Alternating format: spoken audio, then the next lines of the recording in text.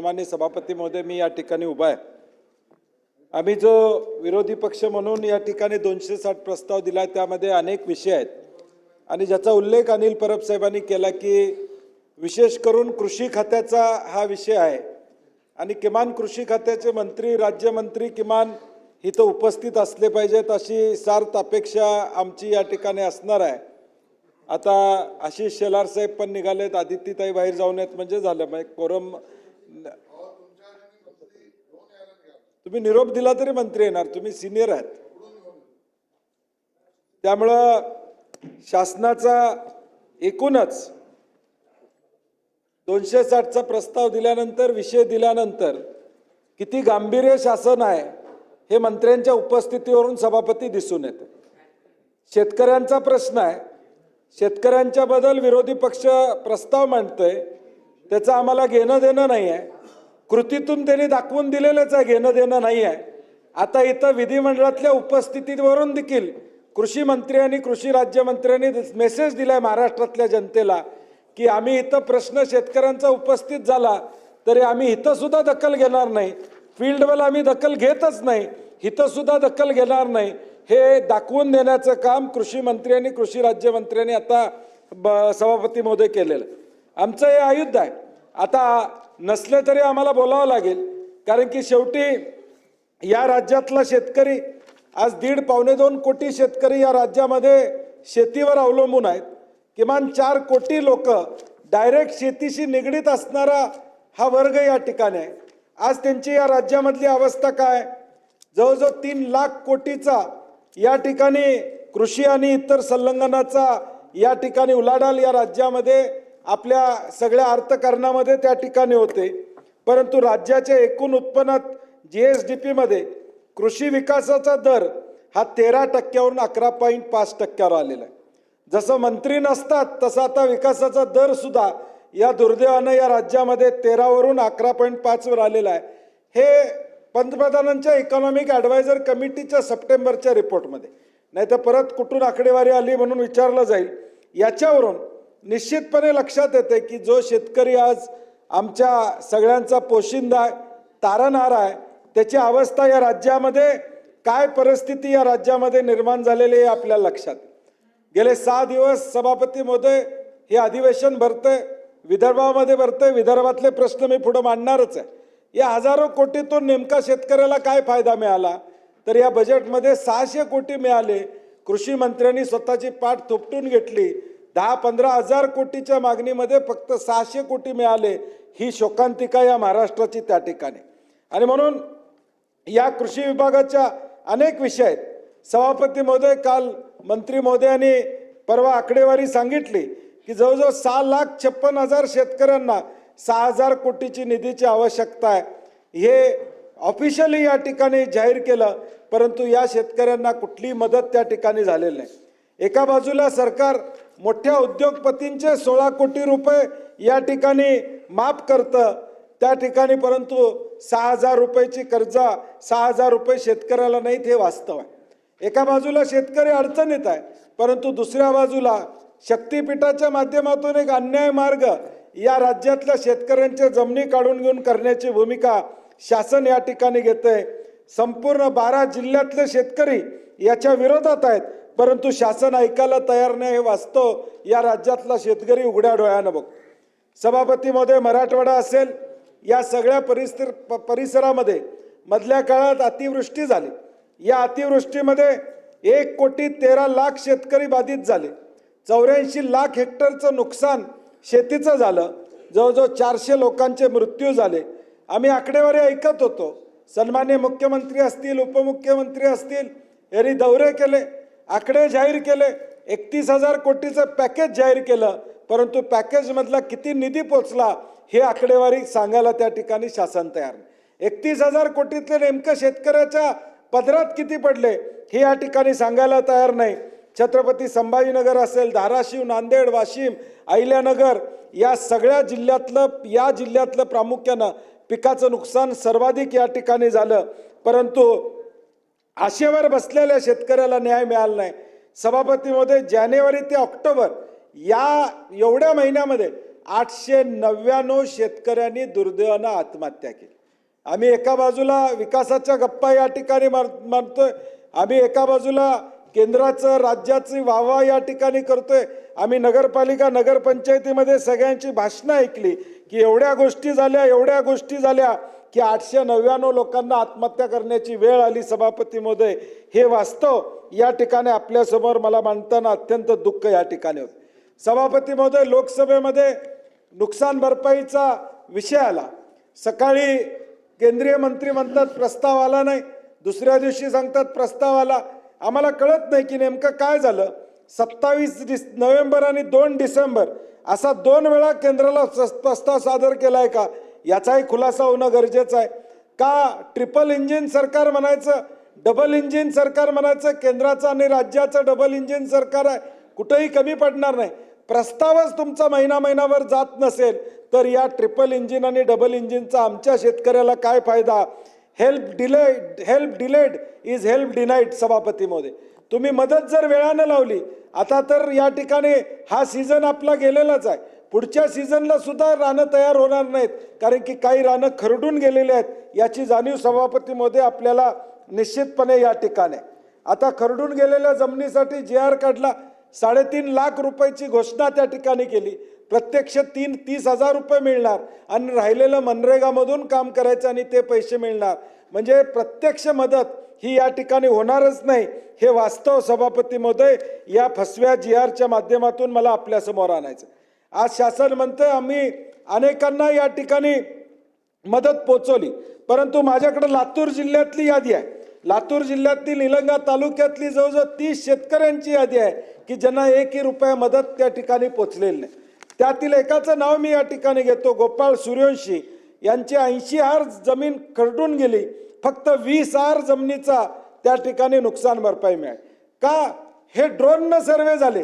सभापती महोदय, केंद्राचं पथक आलं, ते सुद्धा रात्री आलं, बॅटरी घेऊन केंद्राचं पथक टॉर्च लाईटमध्ये त्या ठिकाणी पाणी करत होतं, म्हणजे नियोजन कशा पद्धतीने या ठिकाणी आहे याची कल्पना आपल्याला निश्चितपणे दिसून येईल।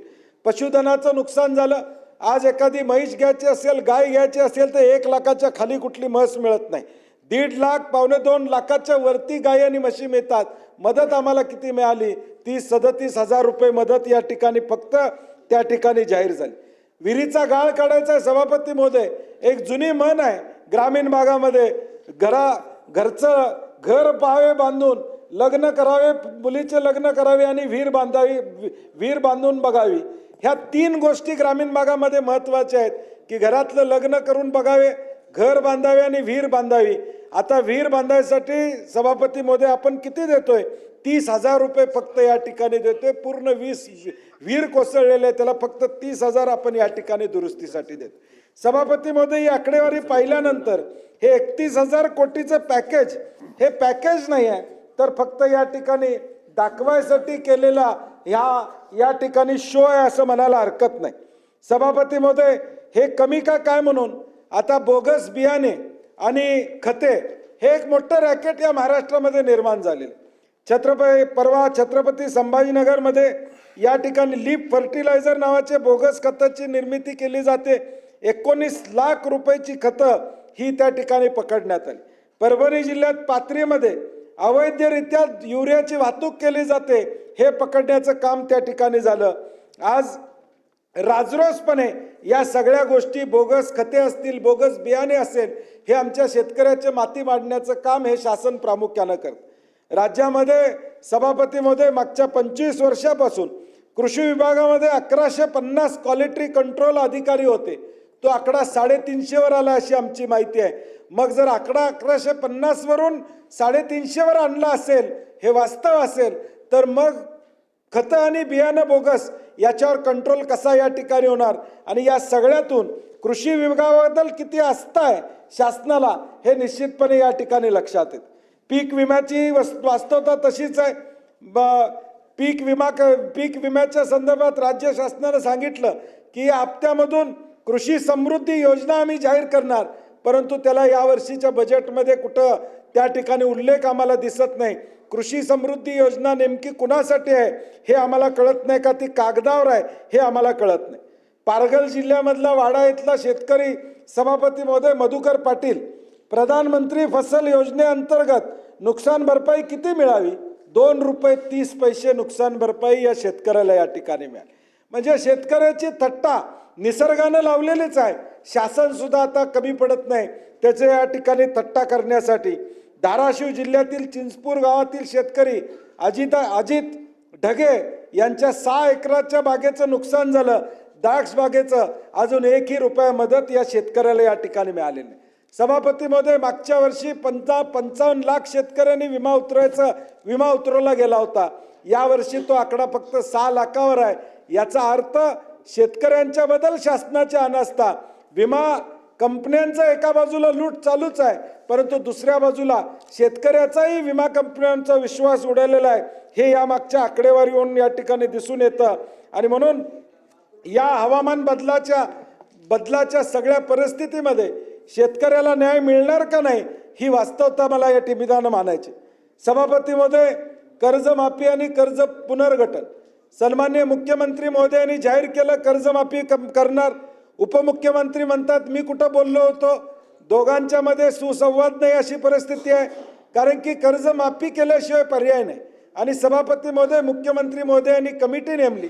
30 जून पर्यंत या कर्जमाफीचा निर्णय घेतो म्हणलेत, परंतु 31 मार्चला ज्यावेळी ह्या सगळा कर्ज वसूल केला जाणार आहे, 30 जूनला आमच्या सोसायट्याचं येणं देणं या ठिकाणी होतं. मग 30 जूनला तुम्ही या ठिकाणी काय करणार?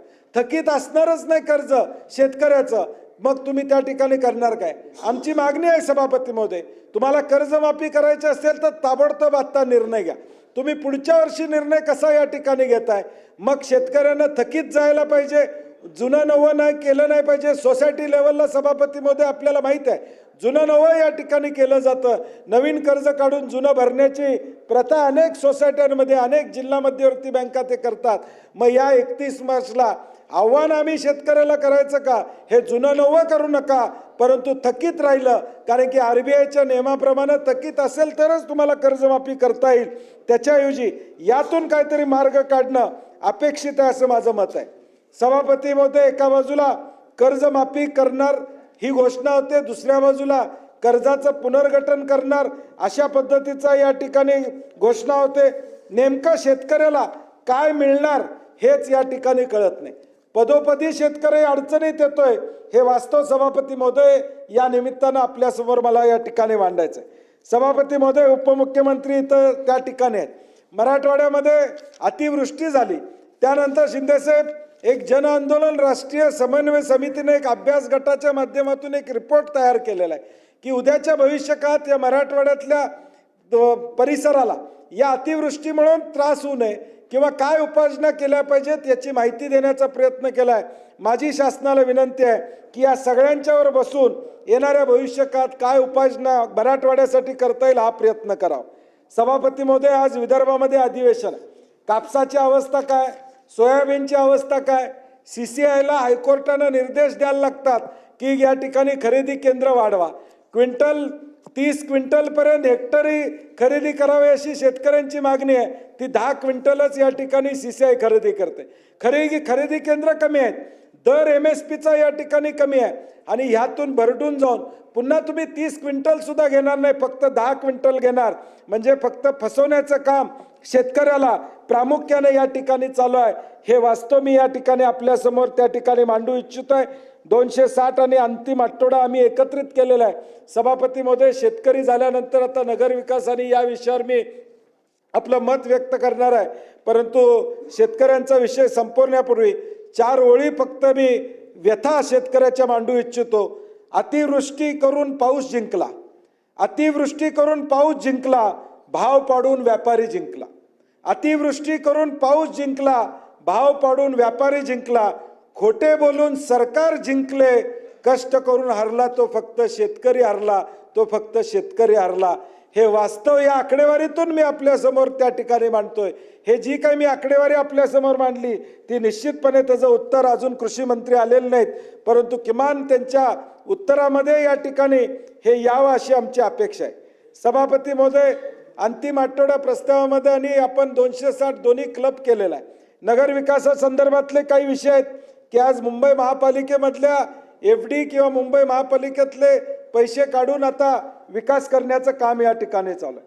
2050 किलोमीटर मधले 1000 किलोमीटर रस्ते कॉन्क्रीट केले असं अभिमानानं सांगतो. मुंबई ही आपली फायनान्शियल कॅपिटल आहे. जगभरामधलं हे एक शहर आहे. एक आंतरराष्ट्रीय शहर म्हणून मुंबईची ओळख आपण या ठिकाणी करतो. या आंतरराष्ट्रीय शहराची वास्तवता काय आहे तर ज्यावेळी मुंबई महापालिकेनं जाहीर केलं खड्डे किती आहेत कळवा, 20,000च्या वर खड्डे या मुंबई महापालिकेमध्ये आहेत अशा पद्धतीच्या तक्रारी आल्या. सरकार काय करतंय, काही करत नाही, हे वास्तव या ठिकाणी आहे. त्याच पद्धतीनं मुंबईचं प्रदूषण असेल, मुंबईचा फुटपाथ हा लोकांसाठी राहिलेला नाही आहे, तो फेरीवाला किंवा इतरांसाठी राहिलेला आहे. हा सामान्य माणसासाठी फुटपाथ कधी उपलब्ध होणार आहे हे देखील या निमित्तानं मला या ठिकाणी विचारायचं. मुंबईच्या मेट्रोमध्ये पावसाळ्यामध्ये लागलेली गळती असेल किंवा एकाच वेळी अनेक प्रकल्प मुंबई चालू झाल्यामुळं प्रदूषणाचा विषयाची दखल हायकोर्टानं घेण्याचा विषय असेल किंवा SRA मध्ये चाललेल्या अनेक भानगडी असतील, या सगळ्याच्या माध्यमातून मुंबई नेमकी कुठल्या दिशेने चाललेली आहे हेच आम्हाला कळायला कळत नाही अशी वास्तवता या ठिकाणी. सभापती महोदय, हे सांगत असताना सन्माननीय उपमुख्यमंत्री इथं आहेत. 100 कोटीचे कोल्हापुरातल्या रस्त्याची चौकशी करणं गरजेचं आहे. कारण की गेले सर्किट बेंचनं हायकोर्टामध्ये याची याचिका दाखल झाली. त्यांनी ताशेरे वाढले या रस्त्यावर की या रस्त्याची क्वालिटी व्यवस्थित नाही आहे. आपण चांगल्या मनानं पूर्वी आपण 200-250 कोटीचे आराखडा मंजूर केला, त्यातले 100 कोटी आपण चांगल्या मनानं दिले, मला धन्यवाद आहेत आपले, त्याबद्दल मत नाही. परंतु क्वालिटी खाली राहिली आहे का त्याचा विचार आपण करणं गरज आहे. 100 कोटीत शिंदेसाहेब 60 कोटीचे सुद्धा रस्ते होणार नाही, ते वास्तव खालचं आहे. मी आता राजकीय आरोप करत नाही, आपल्याला सगळं माहीत आहे.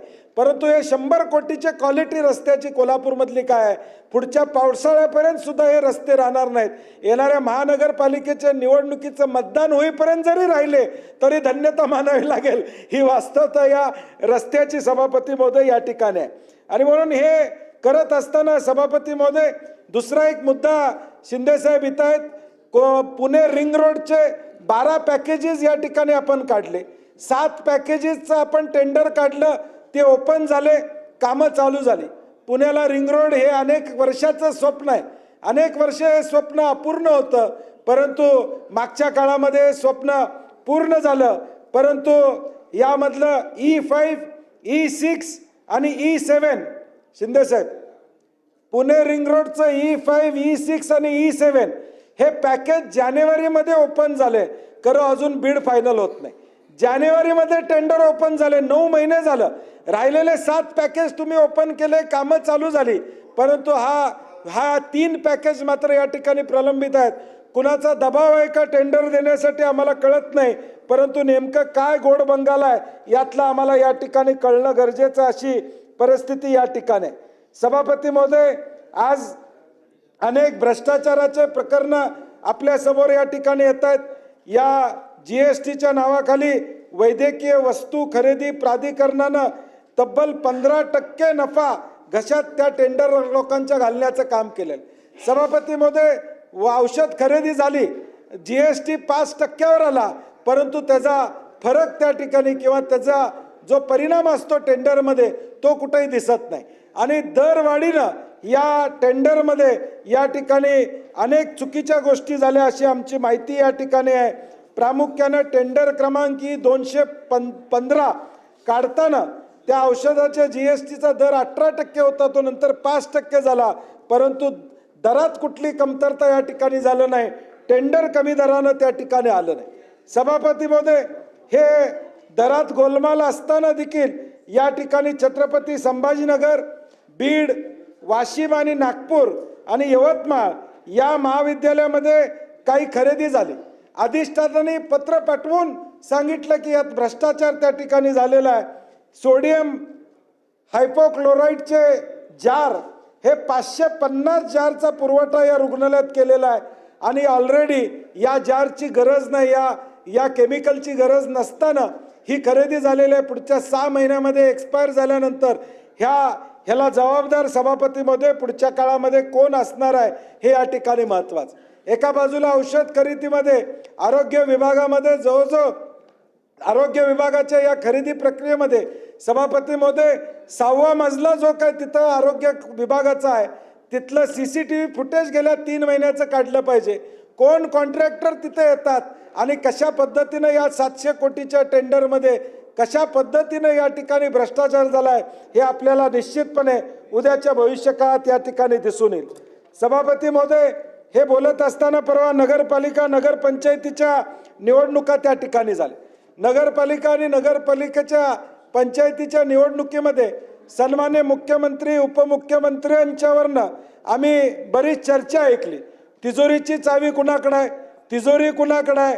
आम्ही म्हटलं चावी कुणाकडे पण असू दे, तिजोरी कुणाकडे पण असू दे, लोकांना पैसे द्या एवढी आमची रास्त अपेक्षा या ठिकाणी. कारण की एका बाजूला मत 1400 कोटी रुपये आमच्याकडे आहेत, तर मतदान केलं तर या ठिकाणी हे 1400 कोटीतला निधी देऊ शकतो असं दादा म्हणतात. दुसरे दादा आमचे चंद्रकांत दादा म्हणतात ते काही बोलले तरी तिजोरीचा मालक आमच्याकडे आहे. मालकी आता अजून फायनल व्हायची आहे. आम्ही बावनकुळे साहेबांना या ठिकाणी सांगणार आहे की आता महसूल खात्यामध्ये सगळे बदललेले आहेत. एकदा तिजोरीच्या सातबाऱ्यावर कुणाचं नाव आहे नेमकं ते या ठिकाणी करावं, त्या ठिकाणी फेरफार करावा अशी आमची बावनकुळे साहेबांना या ठिकाणी विनंती असणार. सभापती महोदय, मुख्यमंत्री येत आहेत. नाही ते येत आहेत खालचा निरोप आला. सभापती महोदय, नगरपालिका नगरपंचायतच्या निवडणुकीमधलं वास्तव काय होतं, निवडणुका लागल्या कधी या ठिकाणी होत नाही, आदल्या दिवशीपर्यंत मतदानाचा या ठिकाणी नियम करण्यात आला. सुप्रीम कोर्टामध्ये 50% आरक्षणाच्या संदर्भात काही निवडणुका पुढे गेल्या. सत्ताधारी पक्षातले मुख्यमंत्री महोदय सुद्धा म्हणतात की निवडणूक आयोगानं असा निर्णय कसा घेतला. माझा दावा आहे की निवडणूक आयोग ज्यावेळी निर्णय घेते त्यावेळी मुख्य सचिव गृह सचिव यांच्याशी बोलल्याशिवाय निवडणूक आयोग निर्णय हा घेऊ शकत नाही. जो निर्णय निवडणूक आयोगाने निवडणुका पुढे घेण्याचा या ठिकाणी घेतला तो सरकारला विश्वासात न घेता घेतला असेल तर मग सरकारची पकड आता राहिली नाही असं आम्हाला म्हणावं लागेल. कारण की मुख्यमंत्री महोदय किंवा सत्ताधारी आमदार सुद्धा म्हणतात की निवडणूक आयोगाचा निर्णय आम्हाला त्या ठिकाणी मान्य नाही. याचा अर्थ काय, तर निवडणूक आयोगावर तुम्ही या ठिकाणी अंकुश ठेवू शकत नाही हे या ठिकाणी लक्षात येतं. अगदी शेवटच्या रात्री 1 तारखेपर्यंत प्रचार करण्याची मुभा मला वाटते कधी दिली गेली नव्हती, ती देण्याचं काम त्या ठिकाणी केलं. सभापती महोदय, चिन्ह वाटपामध्ये फॉर्म भरल्यानंतर चिन्ह वाटपाबद्दलचा नवा GR काढण्यात आला, नवं परिपत्र काढण्यात आलं. नगराध्यक्ष पदासाठी उमेदवार असेल त्याचं वेगळं चिन्ह आणि खालच्यांसाठी वेगळं चिन्ह, परत ते बदललं. फॉर्म भरल्यानंतर हे परिपत्रक काढण्यात आलं. एक तर प्रांतांनी आरोनी सांगितलं की मी नवीन आहे मला सांभाळून घ्या, अशा पद्धतीचा अंदागोंदी कारभार या राज्यामध्ये या निवडणुकीच्या माध्यमातून प्रामुख्यानं झालेला आपण त्या ठिकाणी पाहतो. आणि म्हणून सभापती महोदय, हे सगळं बघितलं तर या शासनाचं एकूण धोरण बघितलं तर शेतकरी विरुद्ध धोरण, निवडणुका व्यवस्थित न घेण्याच्या दृष्टीनं काम करण्याची भूमिका, या सगळ्या गोष्टी या ठिकाणी आहेत. भ्रष्टाचारामध्ये तर या सरकारचा नंबर 1 लागेल अशा परिस्थितीत अनेक प्रकरणं आपल्याला त्या ठिकाणी दिसत आहेत, अनेक रखडलेली प्रकरणं आहेत. परवा पुण्याची बैठक घेऊन 32,000 कोटी रुपयाच्या आराखड्याला घोषणा झाली, परंतु एका बाजूला पुरवण्या मागण्या 75,000 कोटी 75,000च्या आहेत. तुम्ही पैसे देणार आहात कुठनं, तुम्ही पैसे कुठनं देणार आहात. पुण्याला तुम्ही पाणी देऊ शकत नाही, पुणे 22 TMC पाणी मागतंय, त्यांना ट्रिब्युनलमध्ये जावं लागतंय आणि इकडे 32,000 कोटीच्या घोषणा या ठिकाणी होत आहेत. या सगळ्या शहरांना अडचणीत आणण्याचं काम विद्यमान सरकारने या ठिकाणी केलेलं आहे. आणि म्हणून सरकारनं आता तरी किमान जागं व्हावं, शेतकऱ्याला न्याय त्या ठिकाणी मिळावा, किमान शेतकऱ्याचे अश्रू पुसण्याचं काम. MPSCची भरती या ठिकाणी MPSCच्या परीक्षा पुढे गेल्या, नोकर भरती रखडलेल्या, या राज्यातला बेरोजगार तरुण मोठ्या आशेने वाट बघतोय की 1 लाख नोकर भरती या ठिकाणी कधी भरली जाणार. MPSCचं वेळापत्रक या ठिकाणी वेळोवेळी बदलत जात आहे. निकाल लागले तर त्या ठिकाणी व्यवस्थित निकाल लागले जात नाहीत, निकाल लागले तर त्या ठिकाणी ट्रेनिंगला जागा नाही अशी पोलिसांची अवस्था आहे. आणि नवीन 15,000 पोलीस भरती करून तुम्ही त्यांना ट्रेनिंग त्या ठिकाणी कधी देणार, ह्या माझा प्रश्न या ठिकाणी. TET सारखी परीक्षा महत्त्वाची परीक्षा, त्या परीक्षेमध्ये पेपर फोडला जातो आणि त्या एका प्रमुख पक्षाचा पदाधिकारी त्या ठिकाणी त्या पेपर फुटीमागे आहे, हे वास्तव यासमोर आहे. आणि म्हणून सभापती महोदय, या सगळ्या मुद्द्यांना किमान शासनानं उत्तराच्या माध्यमातून या ठिकाणी या आमच्या सगळ्या प्रश्नांना उत्तराच्या माध्यमातून या ठिकाणी माहिती द्यावी अशी अपेक्षा व्यक्त करतो आणि माझे 2 शब्द संपवतो. त्याच्यानंतर